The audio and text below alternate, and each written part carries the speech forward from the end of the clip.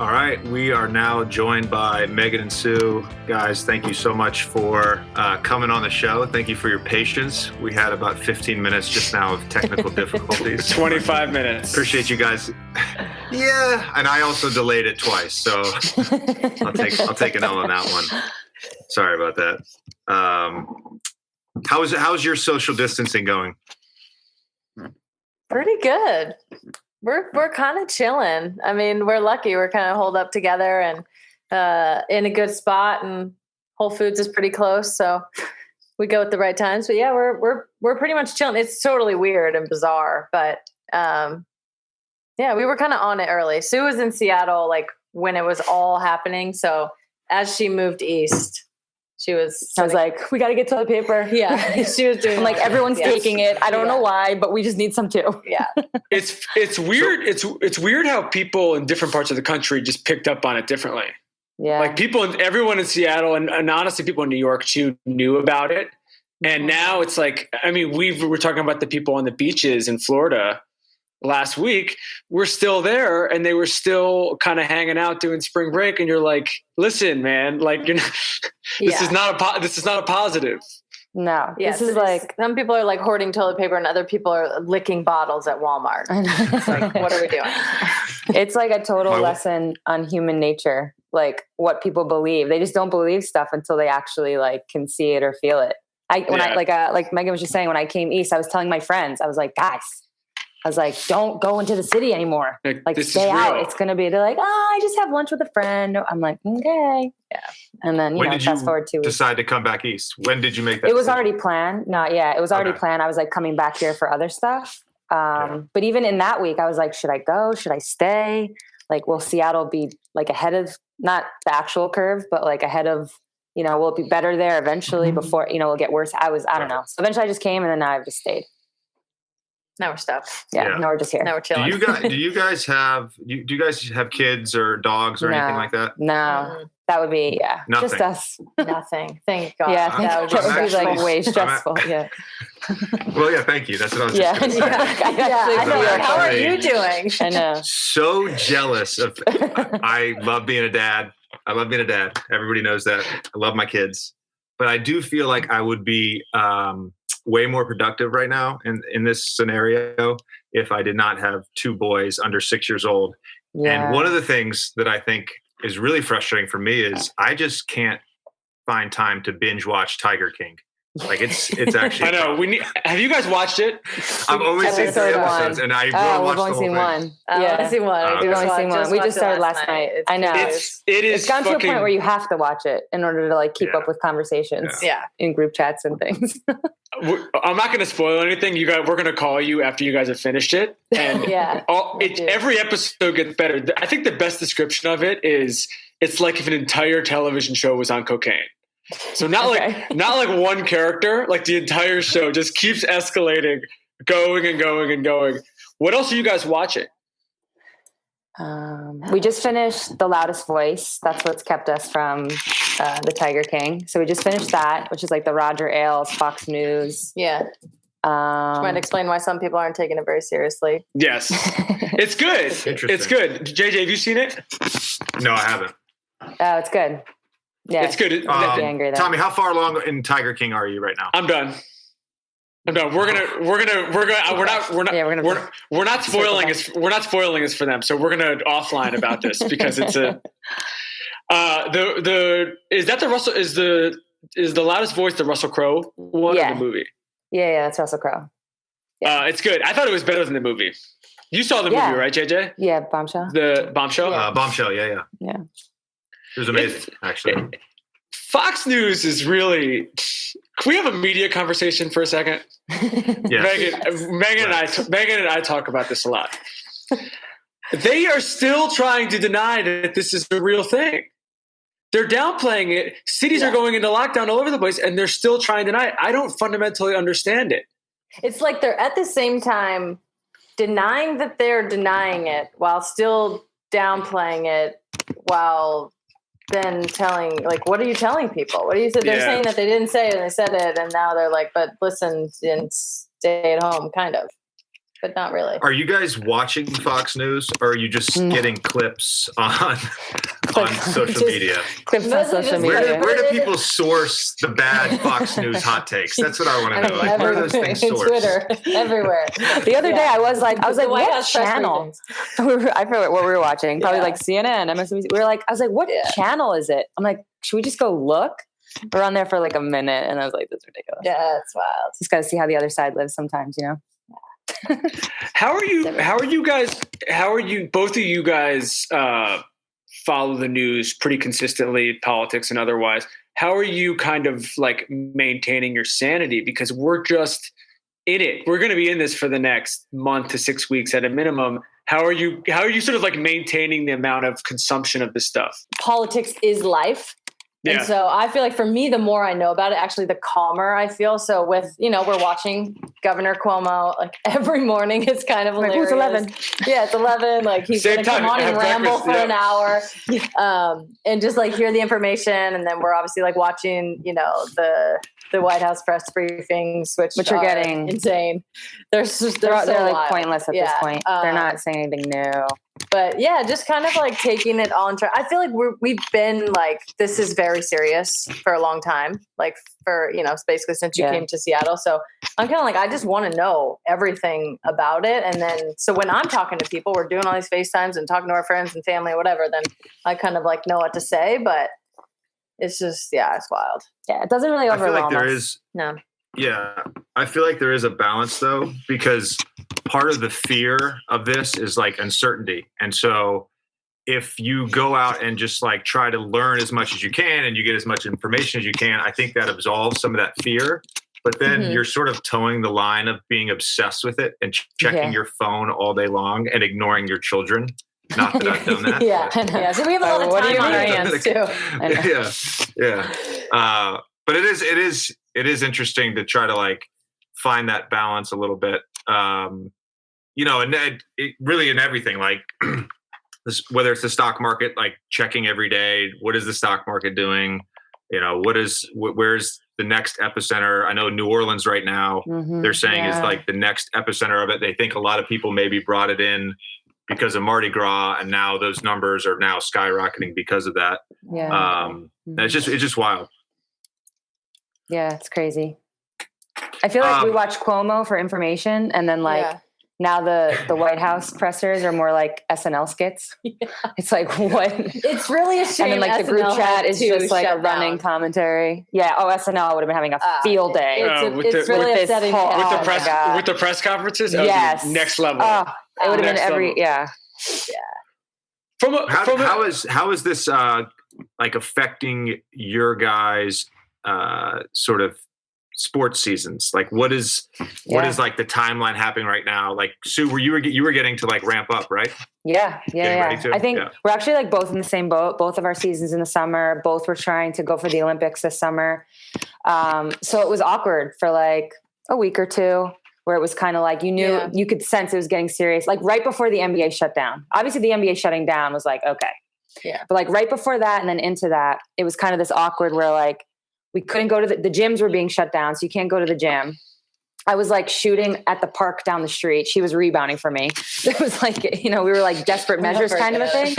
And then in some bizarre way, when the Olympics got postponed, it was like a little bit of like, okay. It was like a little bit of relief because now you're not trying. You don't feel this pressure to like be in tip top shape. We still have our leagues to worry about, but I don't see those. I mean, I really don't know, but I don't see anything happening there until a little bit later. So right now, just trying to do what we can, but there's not as much stress as there was a couple weeks ago. Like it's just, we work out, we try to do what we can. I'm not trying to stress about it.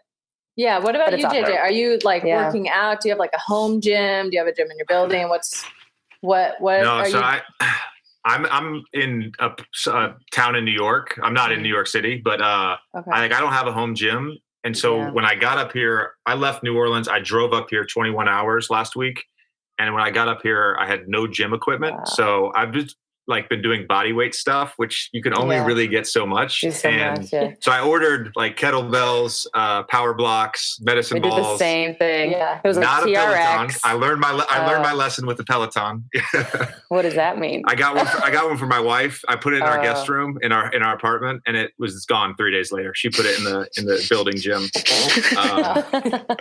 But honestly, like you guys make a great point, because I think it's natural for us as athletes, because we have like this this calendar, right? Especially if we've been doing this like 10, 15 years or whatever, you have a calendar. And so, all right, this is when I have to ramp it up. This is when I can take like a real break. This is when I can take like a partial break and just kind of do, body exercise or whatever. Mm-hmm. This is so weird. It's just unprecedented. And after the first 3 days, I was going crazy, and I was just like, you can't like put this on yourself. Like everybody is in the same boat.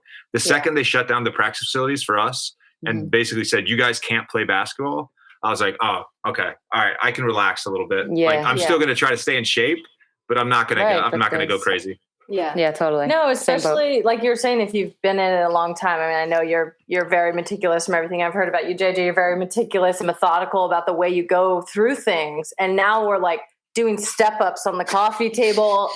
Also couple that with like no timeline, no idea of like, are we ramping? Are we slowing down? Yeah. What are we maintaining? And what are we maintaining for? So I feel like we kind of switched to like, okay, let's just do this for wellness. And like keep ticking over with our workouts and do what we can. And if something doesn't work, it's like, I don't think people realize that. And this is definitely coming from like, I'm in a place in my career where like, I'm not on the court every day. Like if you're like 24, 23, you can probably be on the court every day. So whether it's, for the WNBA, we start in like end of April. So whether for those younger players, they're playing overseas, they're on the court. For me, I'm like very limited. So now the awkward part, and to your point, your practice facility got closed. Once the parks got closed, I was kind of like, all right, cool, out of my hands now anyways. Because like I can only be out there so long in order to be in like my peak performing shape. So now it's like, well, I can't go out there anyway. I don't think people realize sometimes that it is like this like ramp up that we're all doing to try to be like peaking at the right time. They probably just think we're out there all the time, just like playing, no big deal. So no, you would, especially as you get older, you would kill yourself. You would run yourself into the ground if you did that. Mm-hmm. I guess my fear now is if I like pick a date and like throw a dart at a calendar, right? And just say like, all right, I think it's going to be May 1st or May 15th. And I do like my normal ramp up and I get like 3-4 weeks into that. And then all of a sudden they're like, the season's canceled. Yeah. And I'm like, what the fuck? I know it's my job to stay in shape. I know. Totally. That's a fear. That is a fear. No, that's a legitimate fear. I know the trials of self-motivation right now are so all over the place. Like if you have a goal, then you can like work backwards and set, and you can wrap your mind around it and everything. Every day I wake up and I'm just like, I don't want to work out. And then I'm like, I want to work out. It makes me feel better. I don't know what to do. Do you guys have a set time you wake up every day? Have you like built a calendar yet or no? No way. I'm pretty sure we're on the East Coast. I'm like pretty sure we're living on the West Coast though. Yeah, we're like we wake up like way late, like watch whatever shows to whatever time. Like who cares? Eat breakfast at like I know the kids. I know the kids. Sorry. I know we're lucky. We're chilling. The boys actually sleep like right there. I don't know. Let me see if I can see that. Yeah. You see? It's like a little double queen bed. I'm not really sure. It feels small when I crawl it at 6:15 in the morning every morning. Yeah. And I'm like, you guys, you have to sleep for 30 more minutes. Yeah. And I just doze off for 20 more or whatever. But it's I think the schedule thing, by the way, I really, if this turns out to be like a 2-month thing, I'm going to need to be on a schedule in the next like 2 to 3 days. Otherwise I'm going to go crazy. I really am. It'll help. You guys mentioned you were getting creative with your workouts, and I'm very curious what that means. And for listeners, I'm sure people at home who listen to the pod, I'm sure they would love to get a few tips from you guys. If any fun exercises besides maybe like jumping jacks and push-ups. I don't know what else to do. Yeah. So before our order came through, which was like literally we got like TRX, like a medicine ball, some like weights. I got this like kettlebell thing that we actually haven't gotten that yet. It's not really a ball. I can't explain it, but you can adjust the weight. So I'm hoping that works. Before then, we literally got so we're doing step-ups on a coffee table. So the coffee table is only, I don't know, probably 12 inches high or so. Yeah. So we're doing step-ups on that, holding I had a big thermos. I don't even, is that what it's called? Yeah. Like a big water thermos? Like the old school thermos. Like the old school ones where you would as a kid, the big ones. I had one of those randomly in the closet, filled that with water, weighed it. We're all right, this is 10 pounds. Yeah. So we would hold that and do the step ups. Yeah. Right now there's a gym bag full of water bottles. That's goblet squat. Just hold it up here. Yeah. Do that. Ooh, we did lunge. We had that on one side. That's a gym bag holding here. And then we had one of Megan's rollies, carry-on suitcases, filled that with bottles of water. So they were both 20 pounds. Yeah. And we did lunges in the hallway with those. Yeah. We've had some fails. We tried to do stairs we're on the 6th floor of our building, and halfway up, I was the my first knees round hurt. of stairs were our knees. It's too loud. My knees hurt. I don't know. It was terrible. Are you guys in a building? You guys are in a building? Yeah. Mm-hmm. Oh, okay. All right. Yeah. Yeah, we're trying to do jumps, but land. Yeah, on the carpet, very, on a yeah. I'm telling her Megan. I know jumping is not a part of your norm. I know. I don't care about this thing below me right now. They can deal with it for an hour. We're not even supposed to vacuum in this building during the day. That's how sensitive everyone is to sound. I know, it's wild. That's insane. What are you guys eating? Have you changed anything, or are you eating out at all, or no? Getting delivery? We did early on. We did just once, and then for the most part, it's been all cooking. We've been lucky. We've been able to find stuff. The hardest thing to find is chicken. Who knows? Chicken's a tough one. But yeah, pretty much the same. Yeah. Everything else. We're doing dishes crazy. Yeah. A lot of dishes. A lot of dishes. Dishes. A lot of dishes. A lot of coffee. I feel coffee has become the new I have nothing to do. I'll have a cup of coffee. And a lot of coffee. We do. We're might as well. What else are we doing? Tommy, are you doing dishes? Yes. You guys have to understand. You all know this about me. I eat out all the time. I'm just I'm just a brat, and so I've been stuck cooking. And I haven't eaten out at all. I mean, I've been cooking and making stuff for the last 3 weeks since we've been in this, and it has changed my life completely. Probably for the better. I think it's a positive, but it just is it's a definite life shift. What's the go-to dish right now? There's always a go-to. I'm embarrassed to say it. I'm not exactly getting creative. I have to know. I'm not exactly getting creative. I'm just making versions of grilled cheese with different things. One day with pesto, one day with we're not super creative either. Yeah, I'm grilled cheese with pesto. Oh my That's God! The weirdest. Oh my God! Grilled mozzarella pesto tomato. Hot shot chef JJ, what are you making? No, I was just saying that. So my wife's twin sister and her husband and their kid, they're living with us. So we're all cohabitating, which we've actually done before. So it's going well. But last night at dinner, the four of us, the kids went to bed. The four of us were having dinner, and they all said to me, we feel like we've had a lot of meat this week. Can you dial back on cooking the meat? So I slow cooked some lamb leg. I slow cooked a pork butt, and now they're getting mad at me. So I think they went and got salmon today from the grocery store. So yeah, but we've cooked every night. Same to you guys. The first night we got here, I got takeout, and we've cooked every meal since then. It's been pretty good. I mean, I feel like I'm eating the same how I normally eat. There's not really any difference as long as the food supply chain continues the way it's going. I think I'll be fine. Really just need my salad for lunch. So I have an important question. Tommy, I meant to ask you, by the way, do you feel like you're losing your muscle mass? Because I know you worked really hard to get super jacked, and I just don't want you to lose that. I mean, it's going to happen. There's nothing I can do about it. I had a routine that I did before where I would box. Unlike you guys, professional athletes, I would box.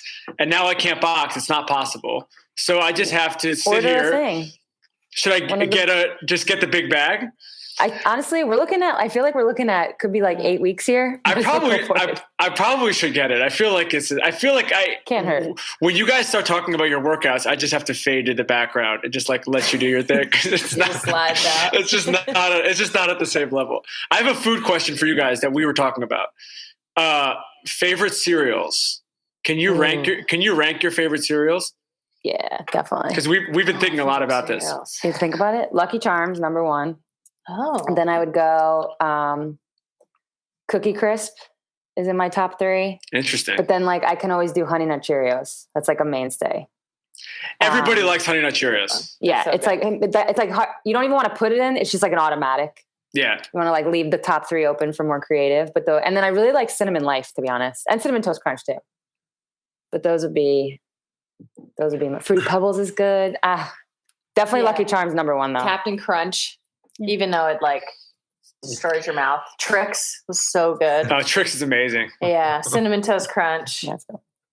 We had a lot of Life. That was like the sort of go between like, okay, here's some sort of sugar, but it's like we actually weren't allowed healthy. the sugary cereals. Yeah. What's your That's probably why I'm obsessed with all the. What's your Raisin Bran feeling?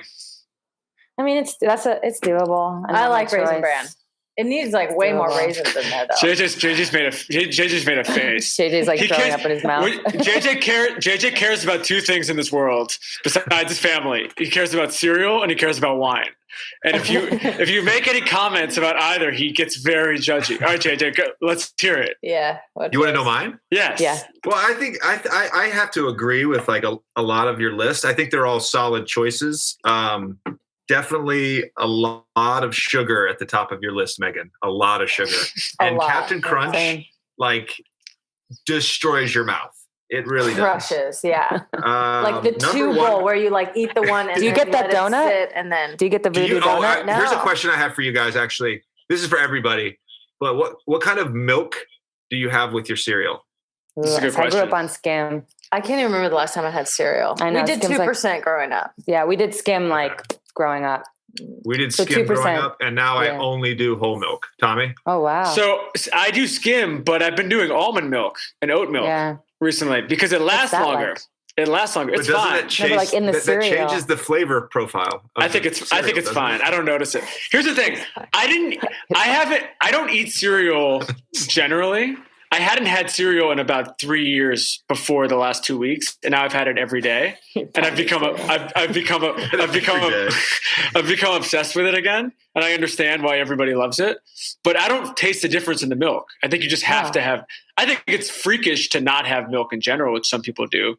I just do Cinnamon Toast Crunch, blueberries, almond milk, or oat milk, and it's good. It's perfect.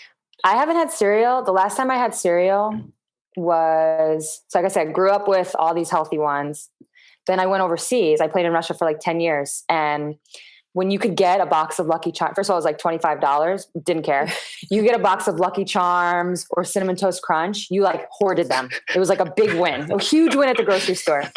So I literally have not had cereal since Russia. And I'm only bringing this up because this entire experience of like isolation, you go to the grocery store, they might have it, they might not. And you're kind of just finding it. It's like I'm overseas again. I've literally been preparing for this. I didn't even know it. She's totally fine. For like, and I've talked to other WNBA players and they're like, yeah, this is really just like overseas. And I'm like, yes, it is.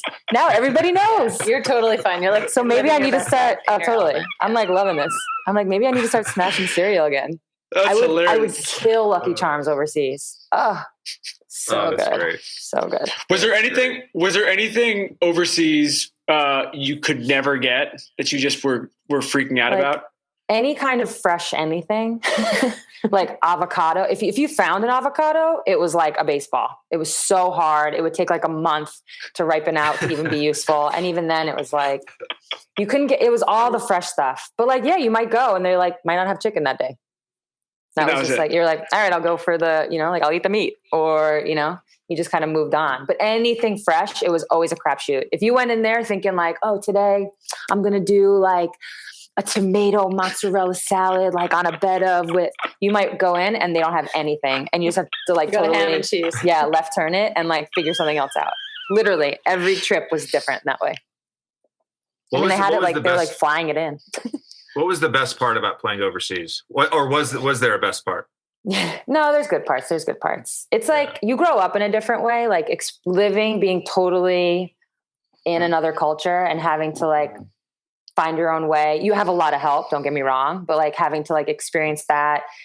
I think my understanding and respect for other people, other cultures is the one thing that I got from that experience that I would never trade or never want to trade. It's definitely opened my eyes to so much, just allows you to kind of understand people more or not be as judgmental. Like Americans, we're so judgmental. I mean, even sitting here, it's like, we don't want to be, but anyone who would come to visit, it was always like, oh, this milk tastes different, or this Coke is weird. Like, what's that? Why are they doing that? Why are you doing that? It's just like, it's kind of natural, but I'm like way less likely to do that now. And it's like totally opened my eyes to a bunch of stuff. So that's like by far the best part. And the money. I mean, the rubles aren't so bad, guys. Yeah. Thank God for the Without rubles. the rubles. How old? 10 years. How old were you when you first went? I was 23 or 24. And how long do you think it took you to just get used to it? To shed that? Yeah. So very quickly, and only because my very first year, I was the only American. And so I didn't really have the other foreigner, she was from Africa. She spoke English and everything, but it wasn't like having an American. So I really very quickly had to go with the flow with everybody else on my team. And I had one of my teammates was, she was Czech, but she spoke Russian. So she was a lifeline, but very quickly I had to learn, cause you walk in, you just see an aisle of, what you think might be milk. Turns out it's sour cream. You have to figure these things out very quickly. So right away I knew I had to get in there, but it was great. I mean, tried a bunch of different food, a lot of vodka shots. They do those it's, just hey, how's it going? Shot? Cool. Okay. I have a question. Cool. I have a question for both of you, as you guys are two of sort of the great world travelers that I know through your profession. If you had to live in any city outside of the US, what would it be? Oh, I already know. Where's your? I would live in Valencia. Yeah. Valencia. I would either live in Valencia, Spain. I could live in some Italian cities as well, but I think Valencia, Spain is tops on my list. It's on the water, great weather, bomb food. Just I like Spanish culture. That would be. And then there's a smaller city called Salamanca that I really like too. But those would be my top two. I feel like it have to be somewhere in Japan. I feel like it have to be Tokyo or something. Yeah. I mean, food, culture. Yeah. They're not doing handshakes, so it'd be, much safer. Not bowing. Good fashion. Yeah, cool city. Megan has I've only been to Tokyo once, but it was so amazing. It was the best experience. Yeah, she loves the fashion. I love it. Loves it. And Japanese culture is just cool. Yeah. I went to Tokyo 3 summers ago on a guys trip. There was 3 of us that went, and we spent 5 nights in Tokyo, 1 night in Kyoto, came back, and it was it literally was a life-changing experience. And the second I landed at JFK, I was just fuck, I just want to be back in Japan. Yeah. Especially come back into JFK. It's wow. Yeah, exactly. Well, also too, the way that traffic works over there, or the flow of pedestrians, everybody just follows the rules and is respectful of other people. I was in a city of 30 million people for a week, and I did not hear one person honk a car. Oh my God. Phenomenal. Right? That was insane. Nobody runs out in the middle of the intersection on a yellow light. Nobody does that. Doesn't happen. No, it's just things just flow in this really nice way there. Oh, it's so nice. And the food is amazing. The food is insane. Yeah. The food is Have ridiculous. you been? To Tokyo? Yeah. I want to go back this year. I was going to go to see you guys. Oh yeah. Next summer. Yeah. I might go next summer for sure. Not as a player. You guys. Wait, Sue,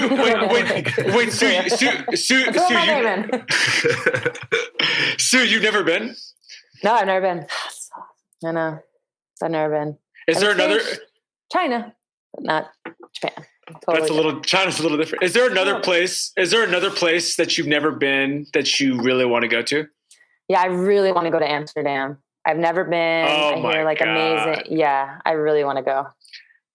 I think Amsterdam would be my place of where I would live. Yeah, I've never been to like Ireland, Amsterdam. Like I've been to London, but most of that area up there, like United Kingdom stuff, I've never been to. Yeah, I've heard Croatia is like gorgeous. I've never been to Croatia. What's your spot, Megan? There's so many. Don't you want to go to Thailand? I feel like. Yeah, I do. I want to do like Vietnam. Yeah. Not like I don't want to backpack though. Let's not let's not get out of hand here. I do. I want to sort of like go in between. There's a lot of places in Europe that I haven't really spent time. Like I've been to Europe a lot, but we would go to like the same tournaments over and over. So a lot of places in Spain, like never been to Barcelona or Valencia or whatever you're talking about. All over like Greece and Italy, like haven't got to spend very much time. Really? I feel like I haven't spent a ton of time in Europe. So, and you're like, oh God, I've been to Europe like 1,000 times. I don't want to go. Yeah.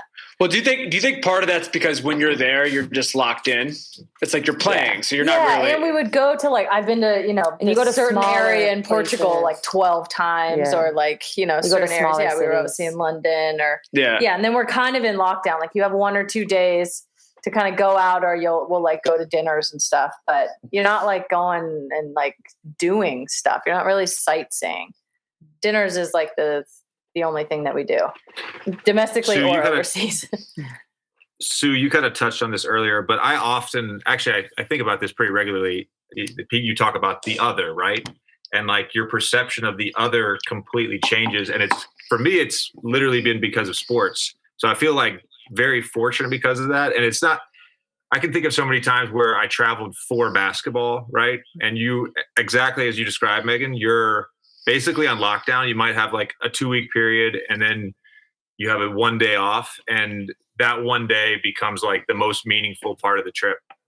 Mm-hmm. Totally. And just I know for me from such a young age, like I went on a trip to like Thailand when I was like 18 to be in like Bangkok, and to be from a small town in California and go to Bangkok. I was like, holy shit, this is insane. Or to like go to, Shanghai at 17 and just to like be in a totally different culture at such a young age, I feel like was so important because it is like, yeah, you can say like, oh, the, Chinese in the airport, like it's Chinese culture, like, oh, that's rude or whatever. It's just like everyone's doing the same thing. Like what makes our culture less, rude or more acceptable than some other culture. And you just like, if you just kind of like let go and like sort of give yourself to it, I feel like even if you don't love it, you just kind of have the experience and you're like, wow, that was wild or insane or cool.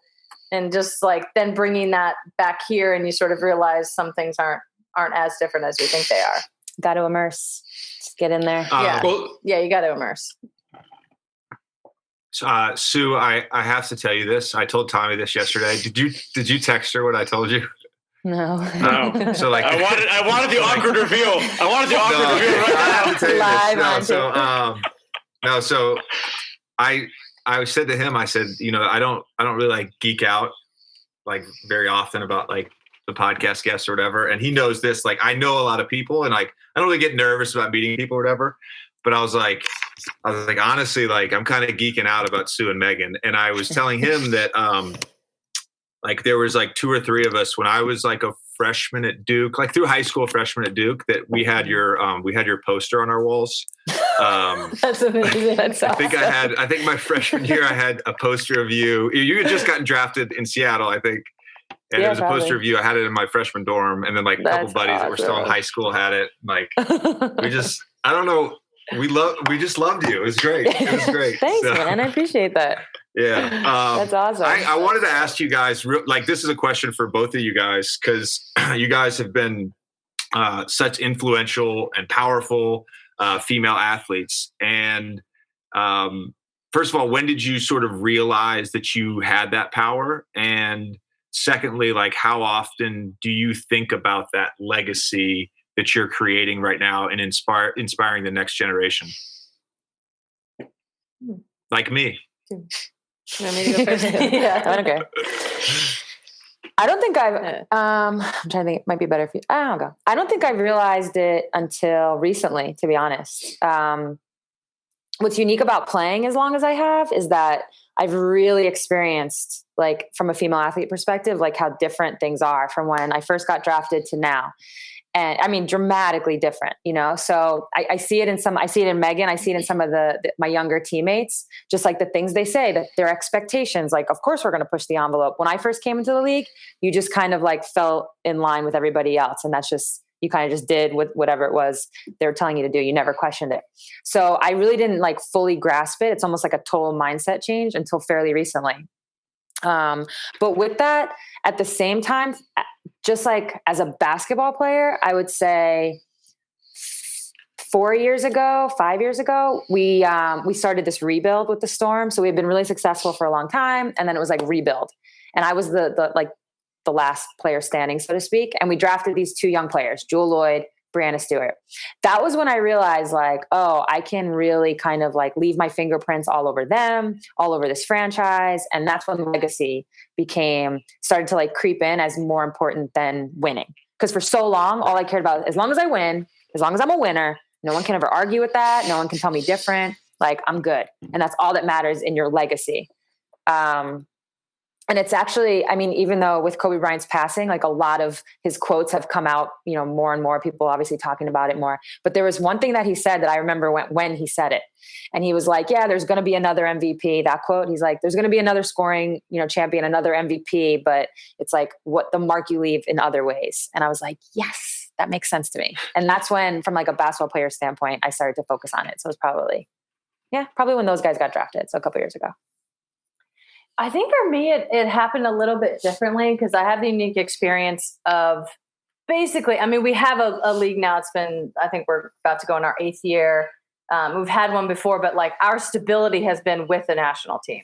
So we have like the unique experience of essentially playing in like a 1-team league that represents America all the time. So we have like sort of that benefit, and we travel all around the country, and it's like, everyone can just hop on our bandwagon and sort of cheer for us. So I think like early on in my career, I kind of realized that a little bit. And I think we're also sort of like coming, you know, especially me, I think it was, you know, you were in the league before this, but where athletes' voices like are more sought after, and it is more important, and we're putting more emphasis, and it's becoming more important and sort of more socially acceptable for athletes to speak out. And we're actually kind of at the point now where it's like, if you're not speaking out, then you're sort of saying something. And so I think with all of like the fights that we've had, I think our team sort of knew that kind of early of like, wow, we have this platform where it's not just one franchise or one league or one team. We're kind of representing America all the time, not only domestically, but then kind of on the global stage. And I think just gaining that kind of confidence early. And now we're getting, you know, in, like I said, into the era where athletes are more willing to speak up, and we're encouraging them more. And so I think like having that confidence for all of us to just like dive in to all these issues. And I also think, and what you're saying about like, what else are you doing other than your sport? Like we're all like just normal people at the end of the day. So whether, you know, we play basketball or you guys play basketball, I play soccer, and whatever it is, like you still have, you know, other hours in your day where you're doing stuff where you can affect things. You have other things that you're interested in. So I think for me, the legacy part comes in like, I don't really think about it too much. I know I, you know, make a lot of people mad. So I suppose my legacy is doing fine. I feel like as long as I keep stirring the pot, everything will be fine. Yeah. But just kind of realizing like the power and how much support that we have all of the time. I think oftentimes when you're sort of making that decision, do I speak out or not? You always think of like, what am I going to lose? But I kind of like flip that on its head, and it's like, well, what can we gain? And how many other people are feeling like this? And who can we inspire? Who can we sort of, you know, lend our platform to? I was going to ask you, Megan, like how much do you and your national team teammates talk about messaging? Or is like there's a few of you that are just kind of going rogue, or is this like we're gonna have a clear message of what we're after? Now we definitely have a very clear message. I would say the last like 3-4 years, kind of since 2015, after that World Cup win, we were kind of like, okay, as a players association, we're not like locked in and organized the way that we needed to be. So as that's sort of become more robust, we have like very clear messaging now and kind of like not a hierarchy, but like a leadership structure now. And we have like help with our media and how we want to phrase things. And I think now it's like super solid, and we've kind of empowered different people in different positions. Like some of our most powerful players are, never in the media, never say anything, but like within the team and sort of like within, whether we're negotiating or this lawsuit or whatever, they're kind of the driving voices. And then we've sort of identified like, hey, like who's most powerful in the media, who's going to make the most splash, who says things the right way, and who's willing to like step out there and say it. So I feel like, I talk a lot in the media, or Alex talks a lot in the media, but like we're sort of all speaking on behalf of everyone. I mean, not everything I say, sometimes I drag them along with me, but but for the most part, it's like we're sort of lockstep, and then we're like, okay, these are the people that are going to be most impactful. As I've gotten older in my career, I just want to piggyback something Sue said, but as I've gotten older in my career, it's not that I value winning any less, but I've learned to value other things. Mm-hmm. Whereas like college at Duke or early in my NBA career, like it's literally all I thought about. And I would measure everything against that. And so it became, if I don't win an NBA championship, or I didn't win a college championship, then my legacy isn't meaningful and I'm not leaving an impact or whatever it is. Mm-hmm. And then as I've gotten older, I've realized, this mentoring thing has become like really, really important for me. And the last 3 years, my 2 years in Philly and this year in New Orleans, it's been like incredibly rewarding. And it's not, I say this to people all the time, like, it's not like I want credit for it, because I don't. It's just like, I actually enjoy it. And for me, the greatest joy is going to be like, if Nickeil Alexander-Walker in 5 or 6 years is an all-star, I'm going to be, I hope my name never gets mentioned, but I would be the happiest person if that happens. You know what I mean? So it becomes like, I don't know, that's where the value is created a little differently as you get older. Absolutely. Yeah. I think it's like your kids. Yeah. Like, I know some of them are young enough. Yeah. But like early on in my career, like I've been lucky to play on the national team. We've been very successful. And, it's like after you win, you're kind of like, I mean, it's great. Of course, it's going to be, part of, history and whatever. But then you do like just go back to work, and you do like you are then around the same people, and then you are like kind of doing the exact same thing. So it's not like it doesn't mean anything. Of course it does. And that's like your goal every season is to win and do the best that you can. But I feel like for me, I kind of realized that after winning, I'm kind of like, okay, there's a lot more to this than just that. If you put everything in that, then you get there and you're like, okay. Well, but the two of you have both won so much. Like, I know, like here we are. It's not that important. It's like, it's not that important. I've won everything there is to win, but multiple times. Multiple times. Oh, did you guys have mentors yourself when you were coming up that were like to JJ's point, that were like particularly impactful? I didn't have a teammate. I had, on the national team when I was super young, like when I just joined, I was like 21. There were some older players that would give me, like Dawn Staley was one. Cheryl Swoops was actually really the one who kind of came up to me and gave me the old, like, you're here for a reason. Like, stop acting like, like looking at us like this, like you're here for a reason, start playing like it. And I was like, okay. But I think the person that helped me the most in my career was an assistant coach for the Storm for like many years. She was our head coach for 2 or 3 years. Sadly, she got fired, but she's actually an assistant with the Mavs now, Jenny Busek. So like, that's someone who, she came to the Storm when I was 22 and as an assistant, then was the head coach. So worked with her till I was like in my mid 30s. So that entire time. And she's like, kind of like my truth serum. Like I kind of need like that voice every now and then to be like, maybe you're in like a little bit of a rut, and she's the one who's like, you're good, you're going to be fine. And you're like, okay, I believe you because I know you don't lie to me. Or, it's something else like, hey, you need to fix your attitude. Whatever it was, she's kind of like that truth serum for me. So it's definitely the person throughout my career that I like helped me a ton. Yeah, I feel like I have one, Christine Lilly. I didn't play with her on the national team for very long. but we kind of overlapped. It was like maybe a year and a half or something. And she was just like so low key and like relaxed about everything, kind of the same of what Cheryl did. It's kind of like, okay, like, you know, chill out. Like, I know you had posters of me like on your wall when you were growing up, but now we're on the same team. So we had to like do this thing together. But I'll never forget. She basically, it was like during a fitness test or something. And that was always something that I like stressed about. And she kind of just looked at me and was like, it's just as hard for me as it is for you and everyone else.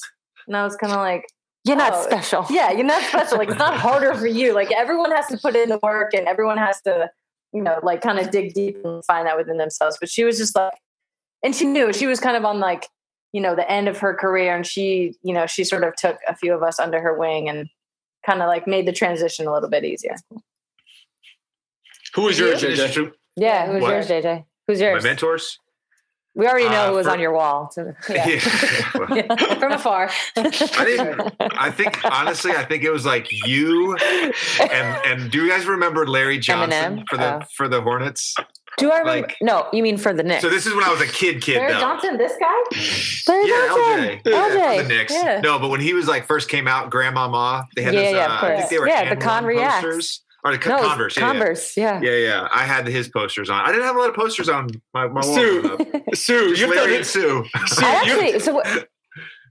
actually have a JJ story myself. So it was whatever year the All-Star game was in New York. Were you in the 3-point contest that year? Yes, I was. Yeah. So I was in like the skills challenge.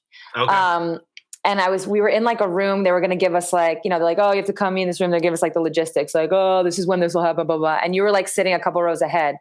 And like when we were going to get up, I was like, oh, I was with Swing Cash, actually, ironically. I know she worked with you and Ron. Yeah. I was like, oh, I'm going to go introduce myself to JJ. Like, I've never met him. And Chris Paul was kind of like sitting with us. And he was like, no, you don't want to bother JJ right now. He's like really serious about this 3-point contest. Like, he's really focused. And like, I think this was by accident, but when you stood up, you had a very serious look on your face. I was like, okay, I'm going to wait. He was like, JJ has been preparing for this. He's very serious. I don't think you want to. I was like, okay, I'll wait another time. So I'm glad we finally got this moment. Actually, you know what? If you had said something to me, I probably would have loosened up. I think that was the year that I set the record for most made long twos in a 3-point contest. At least they went in. I did a 3-point contest. None of them went in. It's the hardest thing in the world. Yeah. It is the I just started laughing halfway through. I was like, this is so bad. You were there. It was in Seattle. Oh, it was a Seattle All-Star game too. Oh, wait, terrible. Sue, do you have I don't think I've ever asked you this. Do you have a pregame routine that you do? Yeah, but like nothing. There's no like bells and whistles to it. Nothing. Megan, do you? The thing is, I feel like I get asked this a lot. I'm curious if you guys feel the same way, but like, I don't. I'm not superstitious, but I literally do the exact same thing every day because it's just like certain things have to get done. I want to eat by a certain time. Yeah. I don't want to like, be eating curry for lunch before a game or something, but I'm like not superstitious, but it just ends up that the exact same thing happens every single game. Yeah. One year. It's a checklist is what it is. Yeah. It's not superstition, but it's a checklist because when you check those things off, you're like, I control that. I control that. Totally. I control that. And then the game starts and you're like, I have no fucking control over what's about to happen. Yeah. And it's like, we have to be there like a long time before the game. So oftentimes in the locker room, you guys are probably more, but like, we're there like, an hour before we go out for warm-ups and there's all this time. So I just kind of like plot my way through. I'm like, I gotta get dressed, gotta take my jewelry off, gotta, get a snack, gotta do my stretching, gotta tape my ankle, like all these different things. Do you at this point, because you've played in so many big games, both of you have, but did you feel any level of stress about the championship that you wouldn't have with like a game 3 weeks earlier? Like, do you feel the moment at all or no? I think you do. Yeah. But it's actually kind of what JJ just said. Like, you have this checklist that you've been doing. So once you like check all these boxes, you feel prepared. You feel ready. It's not like they're going to throw anything new at you, but like, obviously it's a bigger moment. So you might be like, you might have to plug this in. Yeah. A little bit more nerves, but I get excited for those moments. Like, I'm not someone who like loves practice. So when I do actually get to like play in the game, especially if we've like made it to the big game, hard per se. Yeah, I'm like I work hard, but like I don't love practice, especially in comparison. No, you're a total gamer. So like once I get to the games, I'm like, fuck yeah, this is so different like that. 60,000 people. This is going to be my show. We're so different like that. She'll be like, hey, it's game 1 of the finals. You excited? I'm like, whatever. I don't know. I know. Like, oh, your season's about to start. Are you excited? I'm like, I guess. I don't know. And she's like raring to go all the time for games. Yeah, games are. I feel like you get like being in the moment to me doesn't happen until the game is like either getting ready to start or starting, and you feel the energy in the crowd. Yeah. Because there's nothing like actually different about the game. To me, you've done all the things. You're playing against the same players. It's not like you're playing against the Monstars when they stole all the people's talent. Like you're playing against the same guys. But then sometimes like you get out there and you're like, oh, the energy. Like for us, the energy in the building is completely different. Different. I know. That's what makes playoffs different. Yeah, for sure. That's like the Philly crowds. My last 2 years, the Philly crowds in the playoffs were nuts. Like that was the best that I've. Yeah, I mean, I guess when I played in Orlando, we played in the finals. But yeah, it was. That was great. It felt different for sure. I was at like what's the restaurant? There's like oh my god, Del Frisco's. I was at Del Frisco's in Philadelphia like the night before the Eagles were playing, and they're playing the Vikings. And it was like, even the energy in there, I was like, this game's about to be crazy tomorrow. It was like people had their jerseys on. I was like, what the hell is going on? Charles Barkley was there. I was like, this is insane. This game's going to be nuts. So Philly. Only in Philly. In Philly. Wild there. Do you guys, not to bring back a downer Corona question, but do you think you could play a game without fans? I think for basketball, because it's indoor, it would be so 1 year overseas, we were like getting ready for this like huge Final Four tournament for EuroLeague, whatever. And we knew where we were going. It was going to be loud because a lot of the gyms are smaller and it's like standing room only. So the places are like crazy loud. And so our coach did like crowd noise. And I got to admit, like, and we were just practicing. It was like, it wasn't so bad. It's like, it's just, it's noise, it's loud. So as long as you have that for basketball, I think you'll just kind of get lost in the game. Will it be weird? Yeah. Like, of course, but like, whatever. I think if it's on TV, that's all we want anyways. I think what they need to do is start modeling this out right now to do AI powered crowd noise. So you can go with the momentum of the crowd, because otherwise it's good. You're gonna like computer. It's just gonna be like a home game versus an away game. Yeah, that's sick. I love that. Guess, but maybe that's part of the advantage. You just have a guy who can like push the button. But it's got to be. They got to model it out so where it's not someone. But it's like then it becomes. I'm saying it becomes part of the advantage. Like who has the better guy? I know. Like the one that played defense at the right time. Adam, the one get on it. NBA wide. AI is really good. What's the thing they're trying to do now? I think in the NBA, it's like keep the entire both teams and game operations under 50 people. Yeah. So if they get to like, we can do it with 49, it could get like one dude, and it could be tryouts. Yeah, every home team gets one guy just to be a maniac, sit front court and just be a maniac. I think it will become like the new normal. Like I think by game 3 or 4, you're just like, whatever, it's normal now. Like, and obviously we'll want to play with fans. I mean, I want to play with fans every game, but it's likely that we're not going to play with fans for a while. Mm-hmm. So I actually am most curious to see what the experience is like watching the game on television with no fans, and how that, like visually how it looks, and just like how into it you can really be watching a game with no fans. It's almost like watching that's why you need the guy. Yeah. It's like, is the camera angle going to change? I don't know. Did you guys know that like, I think ESPN started like, no, it's going the arenas higher. Oh, I thought you were going to talk about the lights. Doing this other angle in NBA games this year, and it drove me nuts. I saw that. It was like too far away. They were like going like higher. But you can see everything. No, I'm like, I don't know I don't need to see everything. I want the angle that I'm used to. They'll definitely do like what Staples Center does, right? Where it's kind of like the spotlight, like a stage lighting.